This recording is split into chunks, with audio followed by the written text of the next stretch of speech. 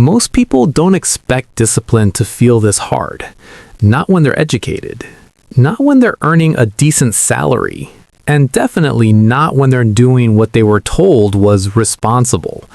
So why does it still feel like you're constantly choosing between being disciplined and actually enjoying your life? Let's look at a normal situation.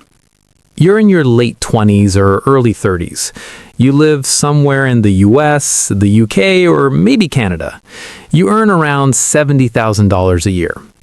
After taxes, healthcare, and deductions, you're left with roughly $4,000 a month. Now the fixed costs begin. Rent or mortgage takes about $1,600. Your car payment is $450. Insurance adds another $150. Groceries, utilities, subscriptions, easily $800 combined. Student loan payments, around $300. Minimum credit card payments, let's say $200. Before you've made a single bad decision, you're already down to about $500. And that's where discipline is supposed to start. This is the part where people say, just save more, just invest consistently. Just be disciplined. But look at the math again.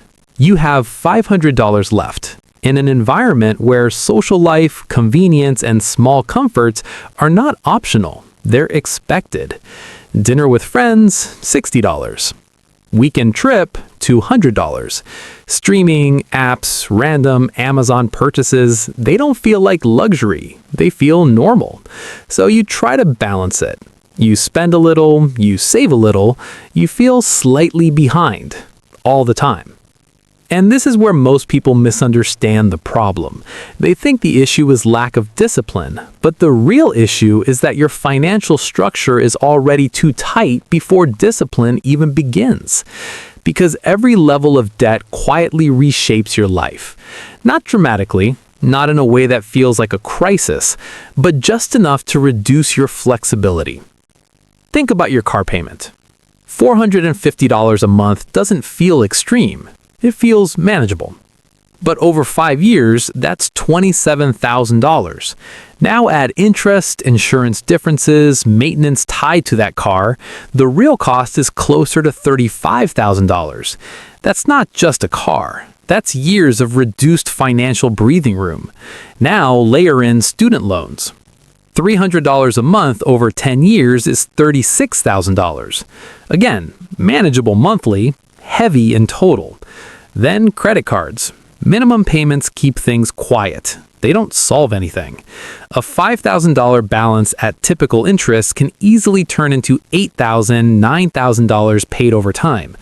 Individually, none of these feel like mistakes, but collectively, they create a system where discipline feels harder than it should. Because you're not starting from zero. You're starting from a position where most of your income is already committed to past decisions. And here's where psychology enters. People don't make these decisions because they're careless. They make them because each decision at the moment feels reasonable. The car feels justified. You need reliability. The degree feels necessary. It's an investment in your future. The credit card fills temporary gaps. It helps you stay on track. But there's another layer. Status pressure. Not the obvious kind, not luxury watches or mansions, more subtle. Living in a decent neighborhood. Driving a car that doesn't feel behind. Keeping up with social expectations that signal stability.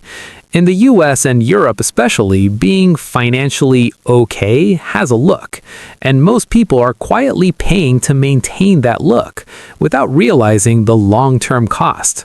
So discipline starts to feel like restriction, because every dollar you try to save feels like it's coming at the cost of your current identity. And that's why it feels harder than it should. Not because you lack willpower, but because your financial baseline is already optimized for consumption, not flexibility.